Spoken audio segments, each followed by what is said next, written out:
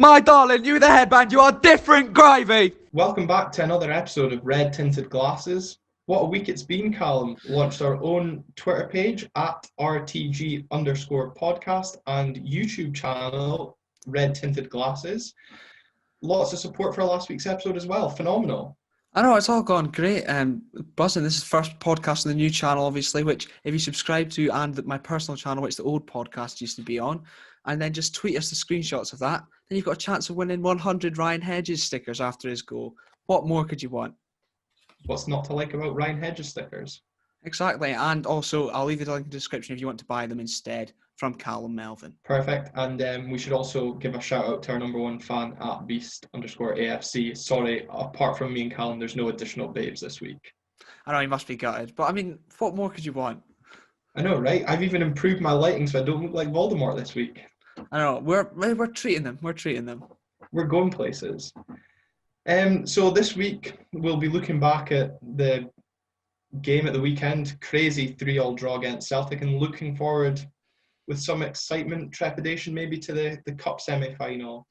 But we'll just start on a slightly sadder note. Obviously, not long after we recorded last week's episode, we heard the news of the passing of Ebby Scovdal. Callum, do you have any memories of him? It was a bit before your time, possibly. It was a little bit before my time, I think, but I've heard so many stories of him, and obviously a great around Aberdeen as well. But I think the favourite one, as most people's are, is the stats and mini skirt story. It's got to be.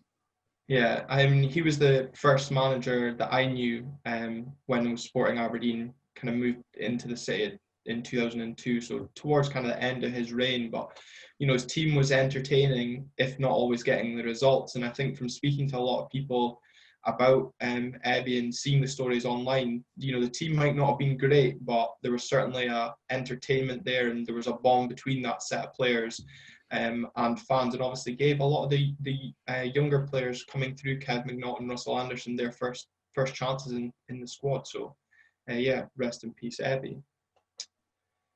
So on to the weekend's action, a 3-3 draw against Celtic. We'll start with our usual feature, your one-word reaction, Callum.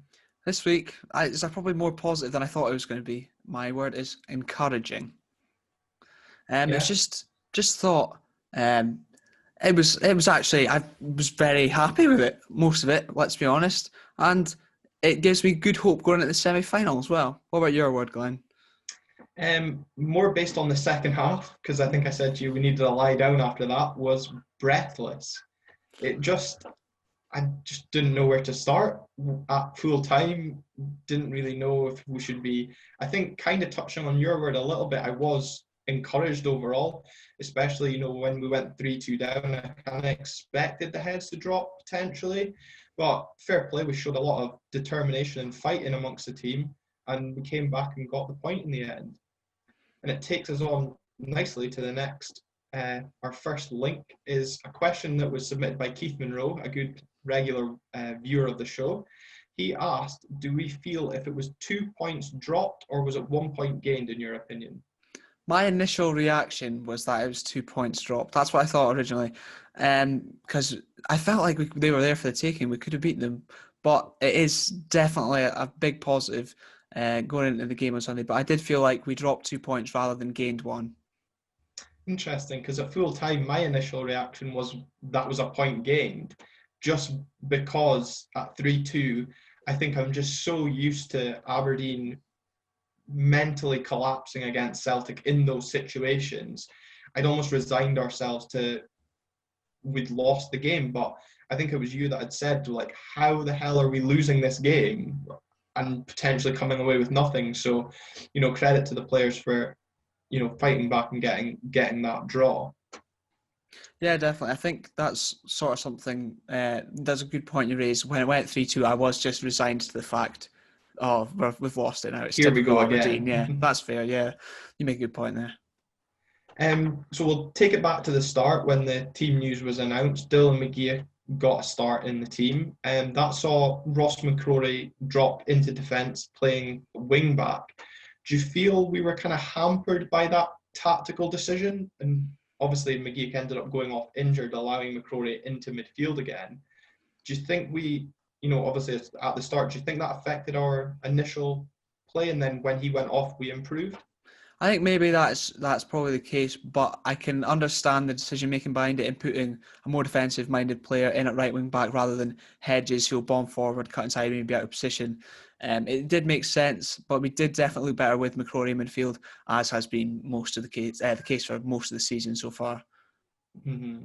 And obviously, news coming out today that Dylan McGeough's now out for 8 weeks with a groin strain.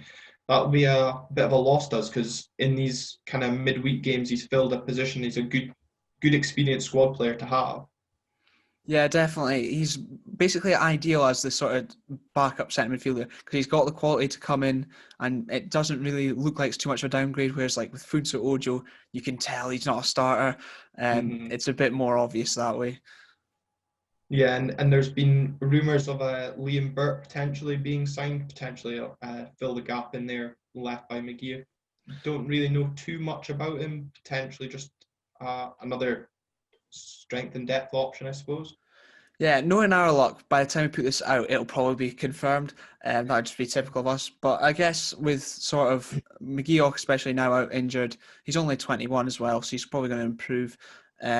And Campbell out as well just now. It sort of does make sense bringing him in, I suppose. Can't imagine it's too big a wage or anything like that as well. Yeah, good cover to have around, I suppose. Overall, the first half, I didn't really feel it was an exciting affair. I actually described it kind of as a chess match. We were both kind of feeling each other out. I felt in certain places we were maybe giving Celtic a bit too much respect, especially Frimpong's side. I thought Hayes backed off of him a lot, but in the same time also forced him inside, which I think he would prefer to go down the wing.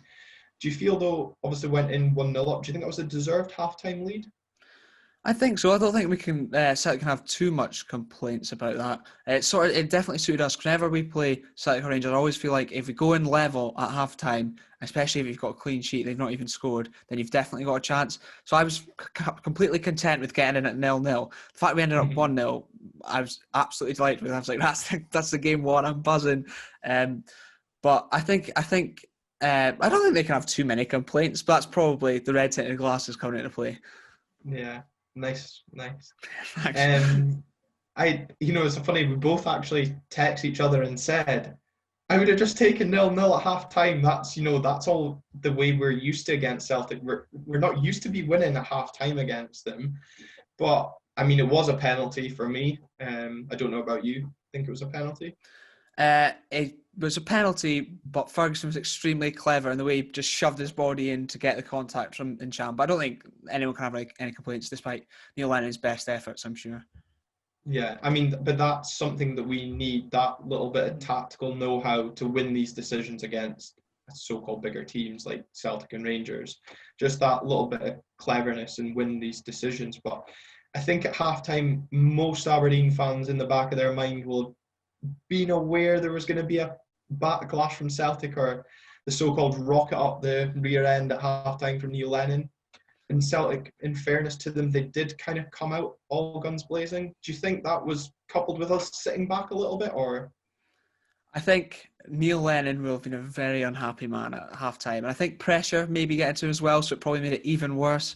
But I think we did see what my mum usually just says when it happens, is we just made them angry, which I think possibly did happen. But they definitely came flying out the traps second half, which is what they would have really wanted. Basically, the ideal start for them. I think it was only about 7 minutes before they got the equaliser. Yeah. But, we came back at them, which I'm actually very impressed at, because sometimes you would have probably expected, once they got that goal, crumble, there we go, probably going to lose 3 or 4-1. So I'm quite impressed. And, the equaliser, Callum McGregor bagging that, it was no surprise, though, to see kind of the thorn in our side, Tom Rogic at the heart of the move with a through ball there, and a brilliant touch from McGregor, in fairness to him, to take the ball away from Ash Taylor. Would you portion any blame on Ash for the first goal? Initially, I was extremely unhappy with him, as a lot of people are, because I felt that he could have possibly, he was a bit too square on and could have shown him out wide. But having seen the goal back, McGregor's touch, it just took him out of the game completely. But there was a highlight on Sports Scene where it shows Taylor did get caught ball watching a little, But Mhm. I mean, I think we're sort of nitpicking because the way Mcgregor took it was sublime. Yeah, I'm not sure if I think it's actually the second goal. Um, I think McCrory is actually gets caught ball watching and loses his man. I watched it back about 3 or 4 times. And yeah, I think he gets caught ball watching, and obviously Ash Taylor again gets a lot of the blame for that goal. But I think it's a fine finish from Lee Griffiths. But we'll come to that goal in a second. But do you think the goals we conceded mid penalty aside, do you think we kind of our defensive frailties reared their heads again on Sunday, or do you think it was just a bit of both defensively poor but also some good quality from Celtic? I think there was maybe a little bit of defensive frailties, a few tiny mistakes, but against some lesser quality teams, they're probably not going to get punished so much as well. So it's Mm-hmm. unfortunate they did come against Celtic. Obviously, you can't really afford to give guys like Lee Griffiths the opportunity on their strong foot and give them a free shot on goal. I'm just Yeah, surprised it wasn't Rogic, to be fair. but again, he was at the heart of that move for that goal. It just shows the importance to the Celtic side for him, but also just that hold he seems to have over us that anything they do, he's always involved. Um, but like you've touched on there, we showed immense character in that team to come back, not just at the well, actually the first goal as well, with the tactical change to bring on Scott Wright. What an influence he had. The leader of the Scott Wright fan club want to take the floor here. Oh yeah, I was extremely happy at the fact it just shut a lot of people up. And obviously, his finishing's been calling into question, but that is the type of play he brings to the team. Direct running. I think he's got a bit of trickery that maybe some like not many other people in the squad have. And I was just absolutely delighted that he was immense coming on. Yeah, and I think was it you that sent me the tweet about what Joey Harper had sent him? He sent him a message through the week saying, just keep the head up. Your chance will come to take one of the chances that he's obviously been accused of missing by ourselves and many others as well. Mm-hmm. But I think, like you said, he just showed the other side of his game, that direct running, especially with the third goal in the build-up. It just showed he actually had his head up. He was looking to lay off for Hedges. I think in seasons gone by, before he's developed, he would just head down and just Mm-hmm. run into trouble. He certainly has come on to a game, and it was great to see in Premier League quality. Duffy, you wouldn't have known that the way Scott Wright had him twisting and turning inside out.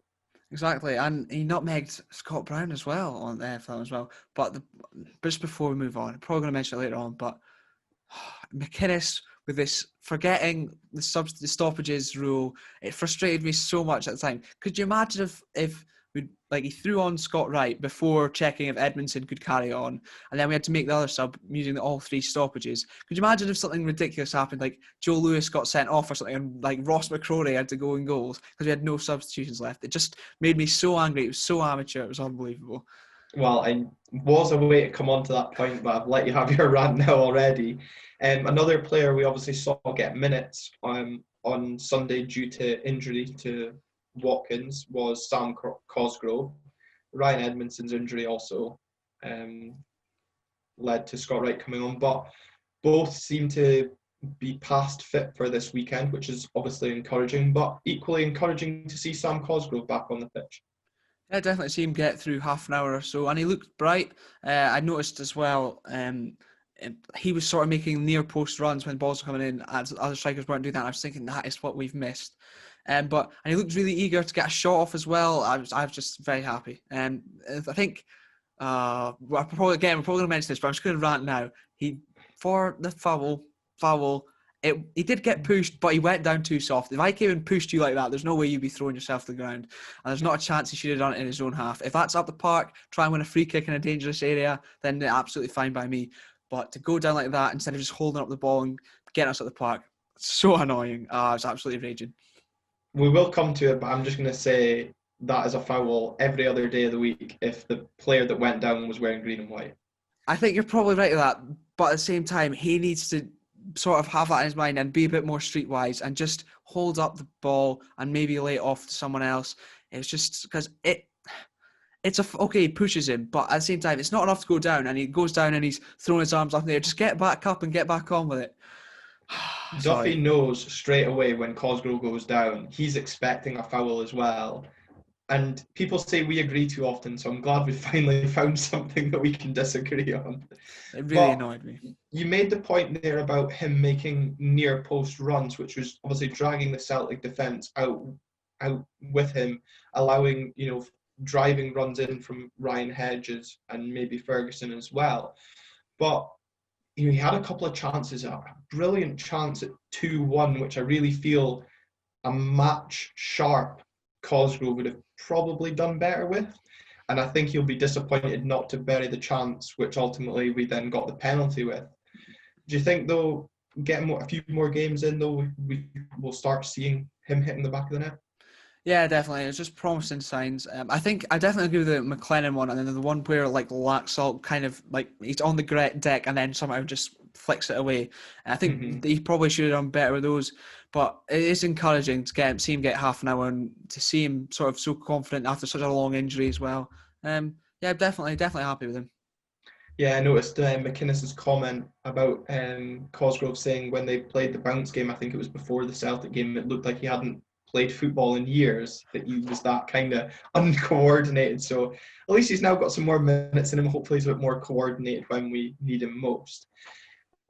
With the injuries to Watkins and Edmondson, hopefully they are fully match fit for the weekend. Would you be tempted to go same 11 again? Obviously, I know McGeoch's probably going to just drop out. Would expect Scott Wright to come in there, but would you stick with that front two again, or would you be tempted to bring in Cosgrove? I think I would possibly stick with it, and then Cosgrove coming on with sort of half an hour, 20 minutes to go, to providing we're still in the game, it's lethal, especially when it's Duffy being an absolute donkey again. That would be ideal.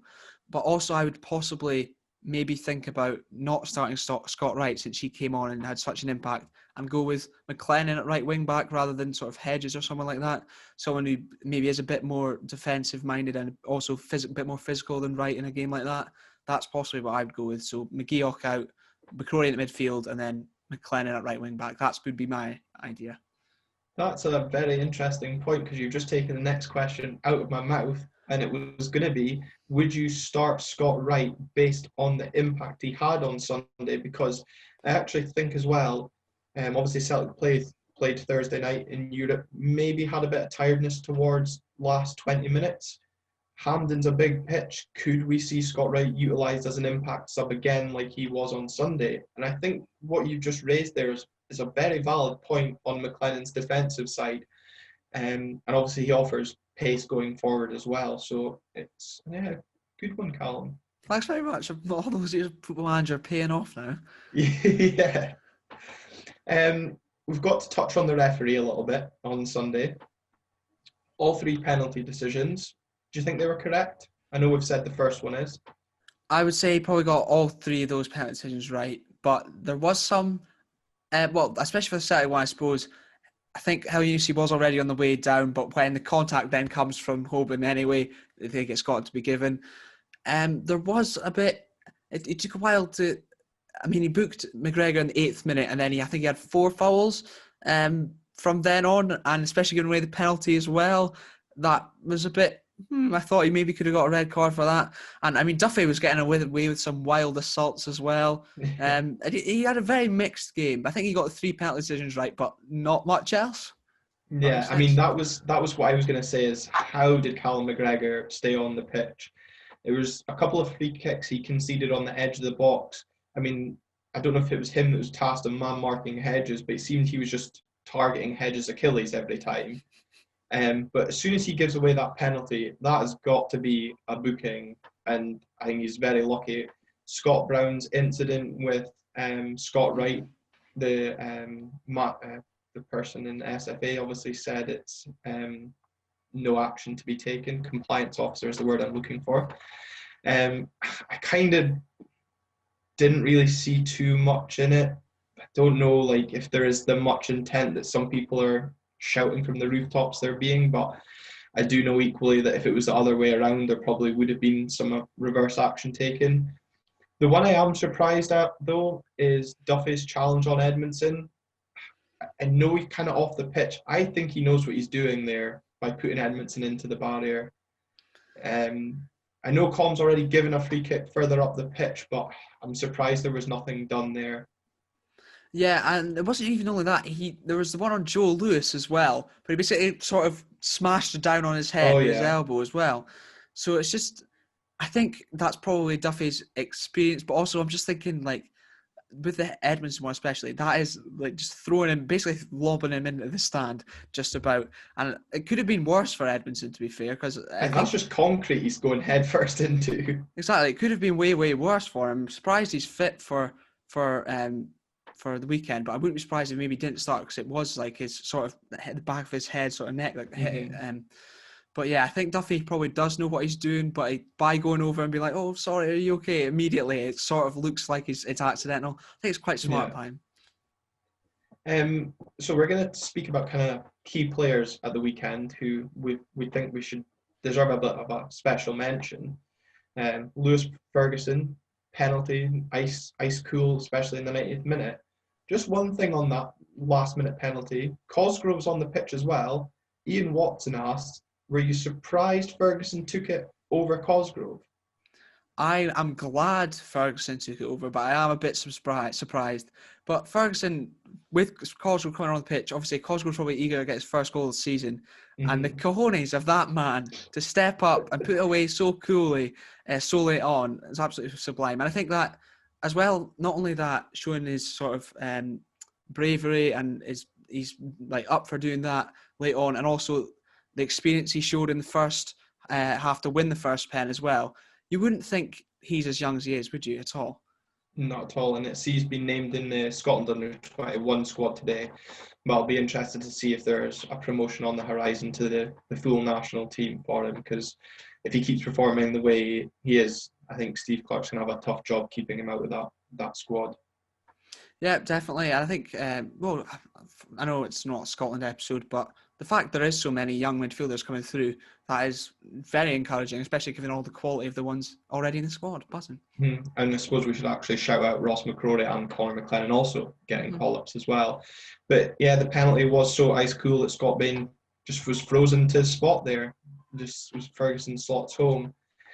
Some other notable mentions, obviously Scott Wright, we've talked him up. A very, very good performance from him all round. And then the man with the hairband, Ryan Hedges, what can we say about him? Another stellar performance. Absolutely sublime. I think you might look at the goal and think that's a bit fortunate, it's just come back. But the fact he was in there and ready and chasing it up already, I'm very impressed. And Hedges, going from last season, barely getting a run of games, a consistent run of games, to where he's at now, this transformation is absolutely mental. So, and he just seems to be going from strength to strength. So to be able to not only do it in like sort of some of the smaller games maybe, but to come up in a big game like that with such an important goal, I'm absolutely delighted with the man. Yeah, I think what you just touched on there is so key. The way he follows that run in for the second goal is what we want to see from players in these big games. We don't want to just see them hanging back and going, oh, well, didn't expect the keeper to parry it. And I've noticed that about Hedges a lot. He's always in that kind of danger zone, expecting a spill or a slip and ready to kind of sweep up any mistakes. So really encouraging, and I think between himself and Lewis Ferguson, it's kind of been a two-way battle so far for player of the season so far. Yeah, definitely. And I think that's a good point. You mentioned his work rate there, because he's not a striker, but he's still got that poacher's instinct to go in and finish the job off. But some of his work rate as well, it's absolutely phenomenal. You can't fault the man, really, can you? Amy Reid will be delighted to hear you say that. She wanted to a shout out for being the self-proclaimed leader of the Ryan Hedges fan club. But I think another point on him was he's not only obviously midfielder and he's scored some good goals for us this season, but he's not complained at dropping back into wing back position. So he's shown a bit of versatility so far this season. Yeah, exactly. That's just sort of like another string to his bow, I suppose. And look, that's what I'm saying, with the work rate as well. Defensively, he puts in a shift as well. He can't really I'm just in awe of the man. I can't. There's not enough superlatives to describe him. And it's just encouraging to see. Obviously, he got the man of the match on Sunday as well. Going ahead to this weekend's game, do you think McInnes will take, using your word actually, take encouragement from Sunday's display? I think he's got to. I think that sort of result, given especially going down, getting an early equaliser in the second half, and then even going down to 3-2 and still coming back. Teams of the past, even just the past couple of seasons, would have just crumbled and not come back from it. So I think it does offer a lot of encouragement. There will be sort of a bounce about us from that to show like we can do this kind of thing. And given Celtic, there might be sort of the opposite effect of that, especially now in the media, sort of people asking questions about Lennon's future and things just after a few bad results. So it's good for us, I suppose. Yeah, and that's actually a good point you make. Do you think, based on Sunday's result performance, do you think we've actually not been given the credit we deserve? And the focus seems to be on Lennon's job and Celtic being poor. I actually think, equally in the second half, we deserve a lot of credit as well, and that's not been kind of received out with the Aberdeen support. No, yeah, I agree with that. But I also think it might suit us because then people might still think sort of, oh, Celtic, it's semi-final, they'll go for it, blow us out the water. But if we're the underdogs, that just suits us down to the ground, especially after getting such a good performance. So in our camp, everyone's confident, but people still looking in, thinking, oh, that's just Aberdeen, little old Aberdeen, nothing will happen. But, I think it suits us down to the ground. I'm happy, very happy. Good. We've already touched on kind of what changes to the starting 11 we kind of expect. You've made your point there about McLennan potentially filling in and Scott Wright staying on the bench. We've also discussed the strikers situation as well. So it's going to be, I'm glad it's McInnes making these decisions, not us, but, we've come up with our own sort of differences and just shows that it's maybe not as straightforward as we think of just, let's just get Scott Wright in for Dylan McGee. So it'll be interesting to see what McInnes follows. From a Celtic point of view, I suppose we should still, kind of look at the opposition. Scott Brown didn't start the game on Sunday. Rogic and Cham held that midfield position.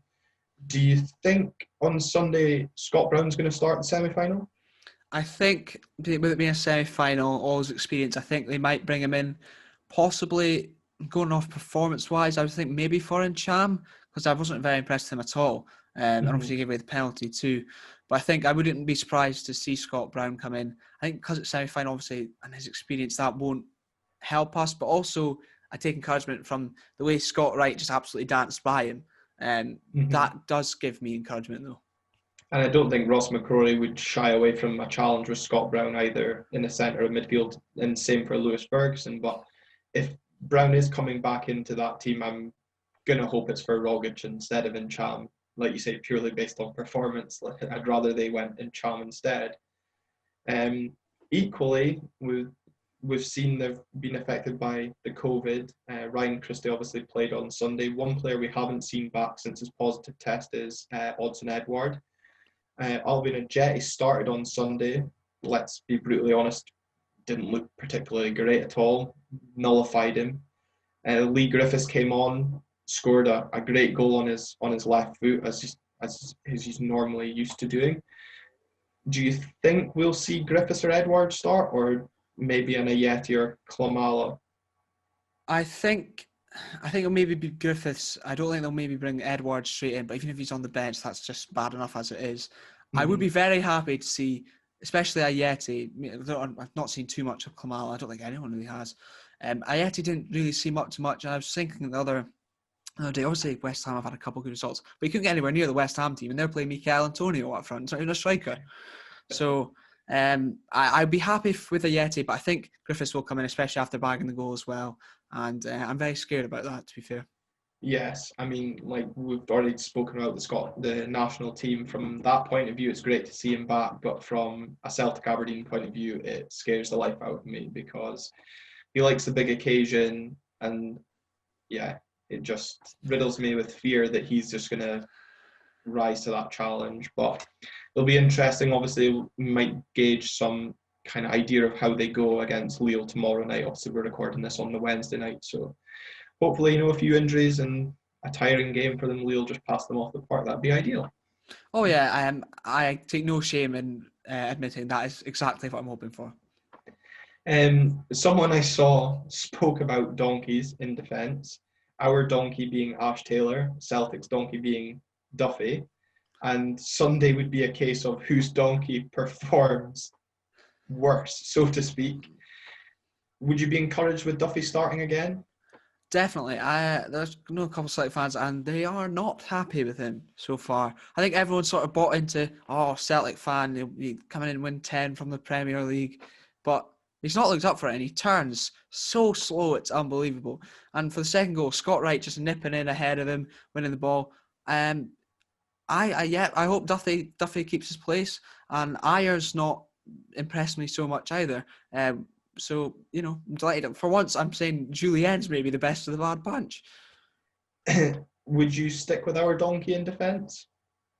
I think so, based on, for a fact, bringing Greg Lee in for his sort of first game, maybe, and shifting Consign across into the middle and taking Ash Taylor out. Probably not the best idea. I think they're probably getting to know each other a bit better, getting used to playing with each other. I would go with Ash Taylor. And I also, Devlin, I don't even know what the heck's going on with him. Who knows? So I think I'd probably be sensible. I'm using sensible around Ash Taylor, but stick with him. Yeah, then we'll see if that comes back to bite us. But I mean, I don't think he was as much to blame for the goals on Sunday as people were making out. But hopefully, he's like we've always said, people get their mistakes out the way, and hopefully he's done that. We've come away with a point, and that's him got those mistakes done for the bigger game on coming up at Hampden. One point I'm going to be interested to hear your view on in the game against ourselves on Sunday, AC Milan on Thursday, and Rangers the week before. Personally, I feel Celtic have really struggled this season without the backing of their support. On Sunday, big stadium again, no support again. Do you think that's something we can maybe utilise ourselves? I hope that plays in our hands. Obviously, lately, playing against Celtic, even at Hampden, they will have the majority of the support. We'll maybe have could end up with like sort of 10,000 less than them, just based on ticket sales. So I think it does play in our hands, as because I think Celtic fans are obviously a massive, massive like sort of advantage to Celtic. So it gives me another reason to be confident, and it's just really worrying now that there's so many things I'm like, that's good. I'm actually looking forward to the game, which I've not looking forward to a semi-final against Celtic. It usually ends in disaster. I know everyone listening and watching will suddenly start feeding off your optimism and hope, and I hope we just don't comes crushing down by like 3-4 o'clock on Sunday. Yeah, I apologise in advance if that does happen. We take no responsibility. We only take responsibility for the good things, like Hoban's contract extension. Exactly, and I mean, also if Tommy Hoban wants to make up for his mistake and give away a penalty and cut with a goal as well, that's also fine by me. Yeah, same applies to you, Ash Taylor, if you're watching. Oh yeah, definitely. I know he's a huge fan. Yeah. One thing, though, we will finish off with in the same vein as we start is our one-word assessment or how we feel ahead of the weekend's game. So, Callum, give us your one word ahead of Sunday's game. You're not going to like this. It's a bit of a cop-out. I'm going with the exact same one. I'm confident. I think I'm even more confident now that we've got that draw, which is, it's not like me, but I'm sorry to disappoint you all, but I'm going with the same word, confident. What about yourself? I'm going to steal Erin's from last week, and it's optimistic. We are such cop-outs. But that's just based on the kind of performance that we put in on Sunday, Celtic's performance on Sunday. There's, like, to use your word again, like at the start of the show, there's encouragement that's been taken from there. Obviously, there's still some nervousness as a big semi-final chance to win the Scottish Cup. But there's reasons to be optimistic for this game, and it's not like us to have those reasons going into a game against Celtic, especially a semi-final as well. Yeah, have with them being so dominant in domestic cup competitions, for us to even, I think we have a glimmer of hope is quite something. Mm-hmm. So now that we've got you all hopeful and up for the game this weekend, we hope you enjoyed listening or watching to us again this week. And thanks very much. And don't forget to subscribe, follow at all the usual places. Perfect. Thank you very much for listening.